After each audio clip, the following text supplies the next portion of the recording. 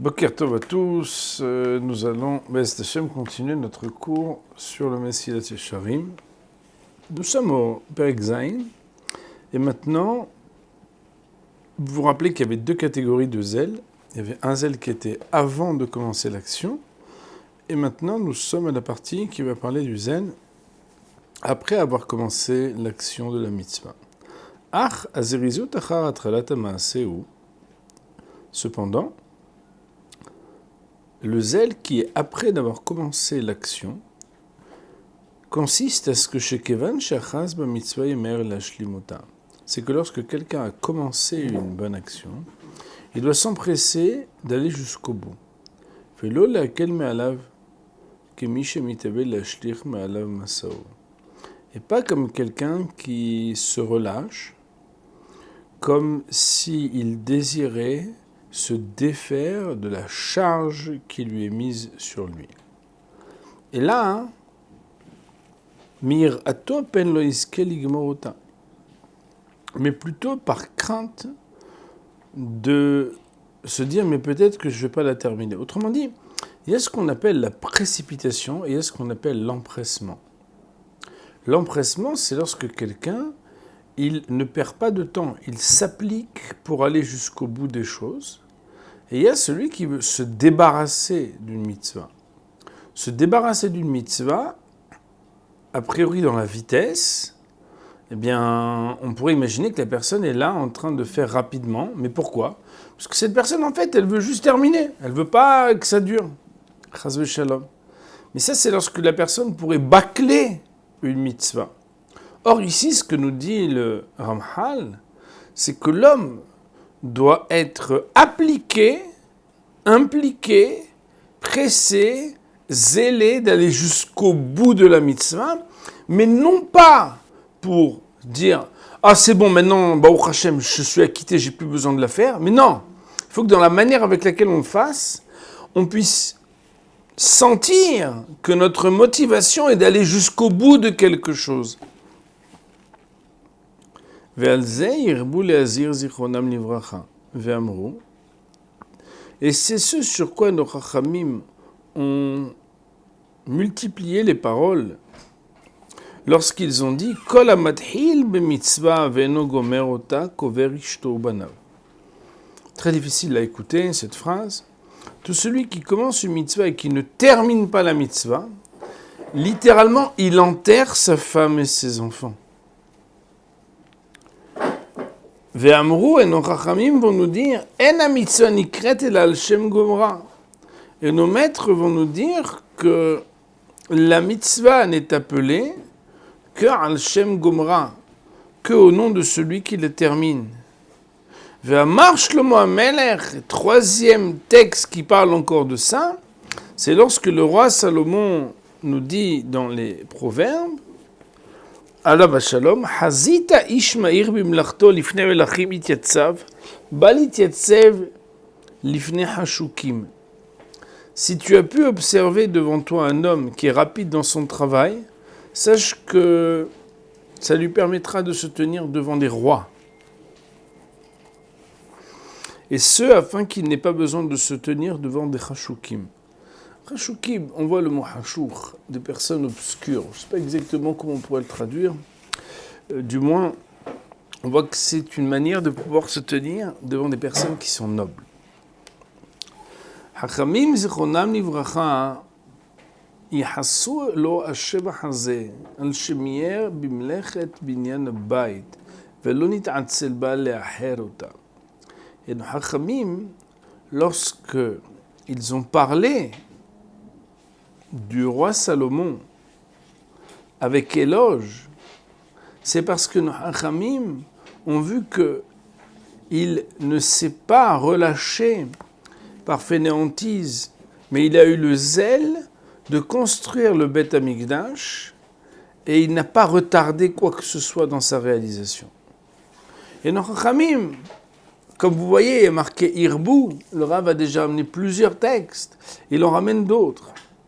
En nous disant Vechen derashu al Moshe alav shalom, mais aussi nos Hachamim ont commenté à propos de Moshe Rabbeinu, de souvenirs de paix, Al-Shemeyer bimlechet ha-mishkan, sur le fait qu'il s'est empressé à réaliser la construction du sanctuaire portatif. Vechen timtsa kol ma'asem shel tzadikim tamid bemeirut. Et ainsi tu trouveras que toutes les actions des tzadikim, c'est des actions où c'était des hommes qui ne perdaient pas de temps.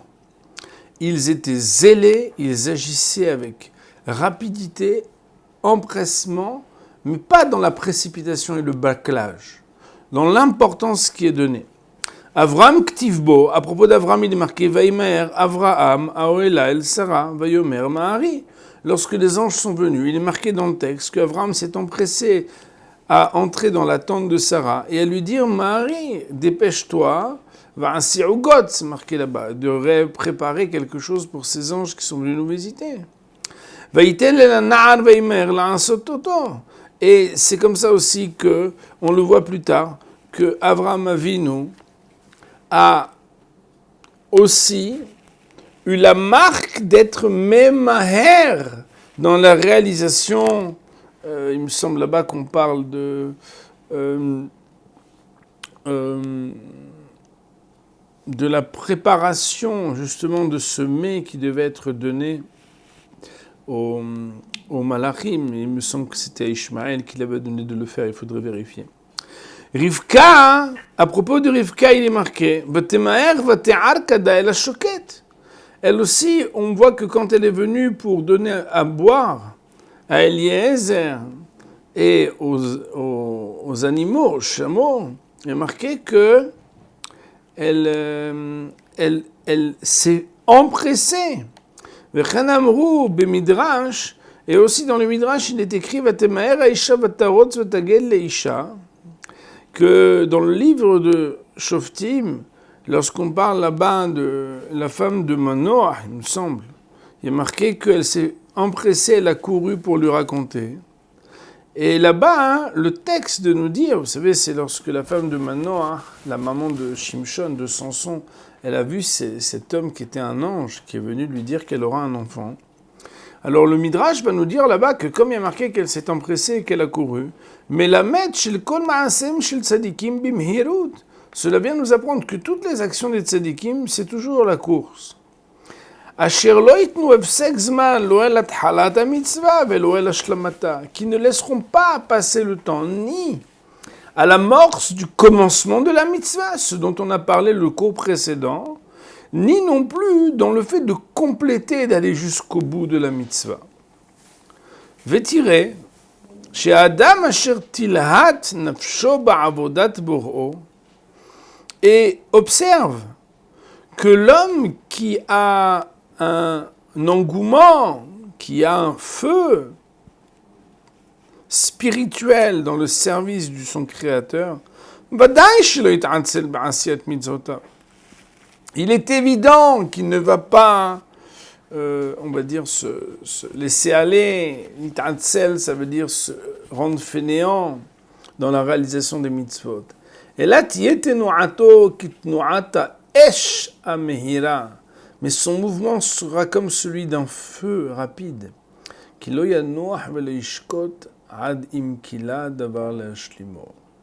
Qui, le feu, ne se reposera pas et ne se taira pas jusqu'à ce qu'il termine totalement ce qu'il est en train de faire. Autrement dit, Moray Verabota, ici on nous apprend que dans toute la Torah, chaque fois qu'on observe le comportement de nos ancêtres, de nos hachamim, on voit des gens qui étaient zélés, non pas seulement quand une mitzvah se présentait à eux pour amorcer le début de la mitzvah, mais pour aller jusqu'au bout de la mitzvah. Et aller jusqu'au bout de la mitzvah, c'est quelque part montrer que notre préoccupation, c'est de faire les choses bien jusqu'au bout. Et le Rav nous dit que c'est comme un feu qui va prendre et consumer tout ce qu'il peut jusqu'à ce qu'il termine. Il n'a pas de pause ou d'arrêt. Si vous voyez comme un feu, il est capable d'aller chercher tout ce qu'il peut prendre. De la même manière, un homme pieux, il doit se préoccuper à l'amorce de la mitzvah, mais aussi après avoir amorcé la mitzvah, d'aller jusqu'au bout des mitzvot. Et il faut savoir, Moraï Rabotai, que commencer quelque chose, c'est bien. Mais le terminer, c'est encore autre chose. Pour ceux qui ont terminé avec nous le chapitre à Mafkid, terminer un chapitre, c'est quelque chose. Aller jusqu'au bout d'un livre, aller jusqu'au bout d'un texte, et là, au Hachem, on a déjà plus de 20 cours aussi, quand on commence. Mais dans une mitzvah, nos Chachamim vont nous dire, quand tu l'as commencé, va jusqu'au bout. Il faut aller jusqu'au bout. ואומנם מתבונן עוד שכמו שהזריזות הוא תולדת התלהטות הפנימי, et ceci étant, réfléchis encore que le zèle, de la même manière qu'il est une résultante d'un enthousiasme et d'un engouement intérieur, ken min הזריזות ייוולד ההתלהטות. La cause du zèle peut être un engouement et un feu intérieur, mais aussi la conséquence du zèle sera justement le renforcement de ce qui aurait pu être aussi sa cause. Ça veut dire que quelqu'un qui est zélé va avoir aussi comme conséquence d'avoir plus encore de hitlahatut, c'est-à-dire d'empressement, d'engouement, d'enthousiasme. Vaïnu. Et pourquoi il en est ainsi? Ki mi shemargish atzmo b'maaseh hamitzvah kemo shehu mema'er tnu'ato hachitzona. Parce que, et ça c'est extrêmement important, Rabotai, vous pouvez le souligner, on va le voir peut-être, il y a une phrase un petit peu après, mais c'est un principe de vie. C'est parce que celui qui ressentira dans la réalisation de la mitzvah que de la même manière qu'il empresse ces mouvements extérieurs, parce que vous savez bien qu'il y a des mitzvot où il faut courir, il faut se lever le matin, où il faut bouger, il faut faire des choses avec son corps.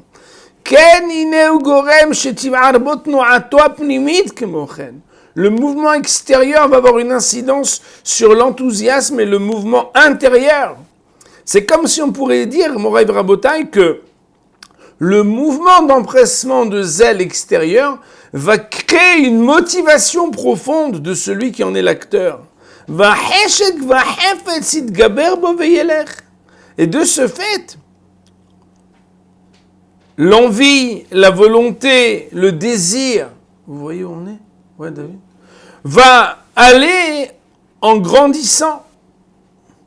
Art, cependant, néanmoins, dans le sens contraire aussi, c'est vrai. Et là, je change de ton pour le dire.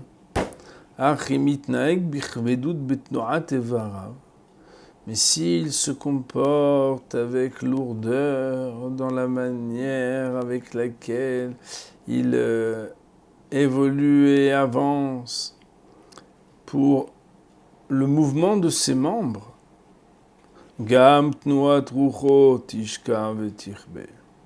aussi son esprit va être lent, va sombrer, va s'éteindre. Et ceci est quelque chose d'empirique que vous pouvez vérifier avec l'expérience. Autrement dit, chacun qui s'empresse se met dans un esprit de zèle. Chacun qui se laisse aller et qui fait le lourd, il se rend compte qu'il n'est pas seulement lourd dans son corps, il est lourd aussi et de devenir lent à la détente. ואומנם, כבר ידעת שאני ארצה יותר בעבודת הבורא יתברך שמו חפץ הלב ותשוקת הנשמה. Et bien évidemment, tu sais déjà que ce qui est agréé le plus dans le service du Créateur Yitbarach Shemo, c'est celui qui a Hefetz Lev ou Tshukat Anshama. C'est quand quelqu'un il a un désir de cœur et une ambition, une motivation, une aspiration de l'âme. Autrement dit, c'est quand quelqu'un, il a, pas seulement dans ses actes, mais aussi dans son cœur, quelque chose qui fait que c'est un vrai Eved Hashem. Moraï Rabotai, quand nos Hachamim critiquent Mitzat Anashim Elomada, celui qui agit en faisant les mitzvot, de manière machinale, qu'est-ce qu'on critique? On critique le fait qu'il n'a plus de motivation intérieure. Le gars, c'est un automatisme. Lorsque quelqu'un il fait bien les choses, on a l'impression que c'est toujours la première fois qu'il les fait. Je ne sais pas si vous connaissez ces personnes qui, lorsqu'elles montent à la Torah, elles font la bracha avec une concentration, avec un cœur, avec un accent, avec une résonance. On dirait que c'est la première fois de sa vie qu'il monte à la Torah. Mais chaque semaine, quand il monte, c'est un Lévi ou c'est un Cohen. Chaque fois, c'est la même chose. Ou bien la personne, elle a un cours de Torah et quel enthousiasme. On dirait que c'est la première fois qu'il vient étudier, le gars. Il est là, il a de l'empressement. Et de la même manière, quelqu'un il vient visiter un malade et vous voyez que waouh, mais on dirait que c'est le seul malade qui va avoir la chance de visiter dans sa vie. Regardez la manière avec laquelle... En fait, ce Heshek Alev, Hepetz Alev, Tchoukat Aneshama, c'est d'avoir des qualités du cœur. Et ce que le Rav ici nous apprend, c'est extraordinaire. David, vous voulez un petit café? Non, ça va, j'aurais pris un moment de venir. Ok. Et Béhémet, que je ne sais plus ce que je voulais dire. Alors, Ve'u mash David Amelech midhalel bechelko atov veomer. Et c'est comme ça d'ailleurs que David Amelech loue Akadosh Baruch Hu sur sa part, et il dit, alors le verset qui est très connu dans ce que l'on dit, puisque c'est un verset qui est même d'ailleurs une chanson, mais je vais juste voir comment je vais vous le traduire de la manière la plus propre. Ke'ayal ta'arog alafi kemaim kenafshi ta'arog elecha elokim tzama nafshi lelokim lakel hay מתי יבוא ויראה פני אלוקים, ונחשפה וגם קלטה נפשי לחצרות השם, צמאה לך נפשי, כמה לך בשרי. Alors, traduction de ce verset, comme une biche qui aspire au cours d'eau, ainsi mon âme aspire à toi, Elohim. Mon âme a soif d'Hachem. Deuxième verset, mon âme soupire, languit derrière les parvis d'Hachem. Mon âme a soif de toi, mon être te désire passionnément. On voit ici que l'ambition n'est pas seulement de réaliser des mitzvot. L'ambition n'est pas seulement d'accomplir des mitzvot. L'ambition, elle va plus loin. L'ambition, elle est de désirer. Et le désir provient aussi de l'expérimentation de l'investissement. Quand une mitzvah est bâclée, quand une mitzvah est mal faite, quand une mitzvah est lourde, quand une mitzvah est longue, ça ne donne pas envie. Et d'ailleurs, mon Rav Raboté, il faut le savoir, qu'une prière, elle dure 4 heures, où il y a 2 ou 3 personnes qui aiment chanter et qu'on les écoute chanter, et qui chantent d'une manière où on ne peut pas participer avec eux. Non seulement ils ne le veulent pas, mais c'est quasiment impossible. Eh bien, c'est évident que des personnes n'ont pas envie d'aller prier. C'est naturel. Mais lorsque une mitzvah, une prière, c'est une ambiance où on voit que les gens sont sérieux, où c'est agréable, où il y a un début, où il y a une fin, où on ne perd pas de temps, où quelque chose est fait autour d'une organisation, avec un heshek et un ratson ligmor, avec un désir et une volonté de bien faire les choses jusqu'au bout, eh bien, c'est très différent. Recording in progress. Excusez-moi. Ve'ulam ha'adam asher en ha'chemda azot lo'et et bo karaoui. Et voilà que lorsqu'un homme il n'a pas ce désir qui brûle à l'intérieur de lui convenablement, et tsatovai lo, voilà un bon conseil qu'on pourrait lui donner. Sheizdarez birtsuno, qu'il soit un peu plus zélé d'accomplir les mitzvot.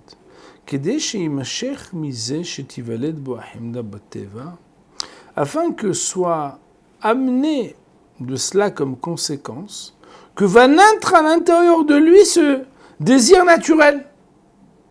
Autrement dit, expérimente de faire les choses de manière zélée pour créer à l'intérieur de toi, faire naître à l'intérieur de toi quelque chose qui crée une envie. Et c'est ça la phrase qu'il faut souligner, car le mouvement extérieur éveille la motivation intérieure.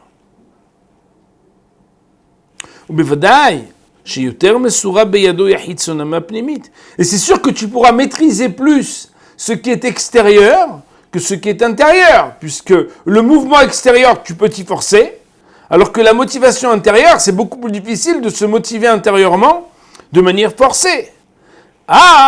Néanmoins, si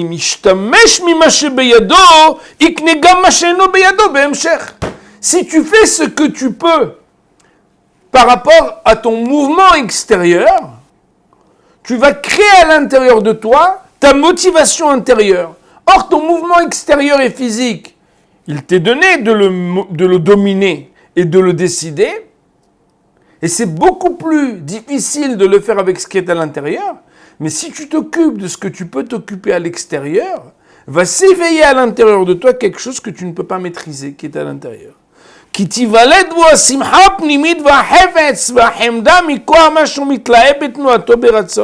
Parce que va naître la joie intérieure, le désir, l'engouement, par justement cette force de se motiver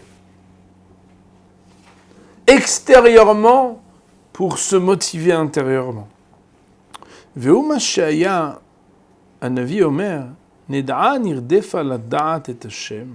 C'est ce que le Navi Hoshea avait dit, ned'a nirdefa, prendre connaissance, de courir la date et Hashem pour connaître Hashem. Autrement dit, c'est par la redifa, par le fait de poursuivre, par le fait de courir, qu'on va pouvoir aborder ce qui s'appelle l'enthousiasme de la Torah. Et c'est aussi marqué, après Hashem, ils marcheront comme un lion de rugissement. Bon, Rabotai, ce dont on est en train de parler aujourd'hui, c'est un sujet qui est extrêmement important. C'est que la hitzoniyut me'oreret apnimiyut. C'est que les actions qui sont extérieures et physiques ont une incidence et une influence sur nos motivations et nos aspirations intérieures. Et il faut le savoir, même si dans le Rav Wolbe et dans d'autres, nos Chachamim vont nous dire que le plus important c'est l'intériorité. Et des fois on se dit mais je ne veux pas faire semblant de quelque chose. Nos maîtres nous disent, si, tu as le droit de faire semblant de quelque chose à l'extérieur que tu aimerais devenir à l'intérieur. Nous avions déjà pris cette parabole que j'ai l'habitude de prendre. En ce moment, c'est même un peu plus facile de le faire. C'est lorsque quelqu'un va, pour le mariage d'un de ses enfants, essayer un costume. Il a 3 mois devant lui. Et on lui dit, monsieur, quelle taille ? Et on va dire une taille 46. Et il dit, ah non, c'est trop serré. Il dit, vous avez 48 ? Non. On a 50. Il dit, non, ça c'est trop large. Il dit, mais combien de temps pour le commander ? Il dit, écoutez, en ce moment, il y a des menaces de guerre, etc. On n'a pas d'approvisionnement, mais on a un autre modèle. Oui, mais lui, il est gris, je ne veux pas de gris. Monsieur, c'est soit 46, soit 50. Et ce monsieur se dit, j'ai 2 possibilités. Soit je prends la taille 50 et je me laisse un peu aller, soit je prends la taille 46, mais je me fais un programme de régime. Bon, Rav Rabotai, est-ce que ça se fait qu'il achète le 46 ? Bien sûr. Est-ce que ça se fait même qu'il le porte au début, mais qu'il le porte ? Alors bon, avec les jeunes filles, quand je fais ce cours, je rentre le ventre, et je dis, mais la personne dit, t'es très belle ma chérie, tu l'as acheté où ? Il dit, je peux pas te répondre, je peux pas respirer. Pourquoi ? Parce que la personne fait les abdos pour pouvoir rester belle toute la soirée.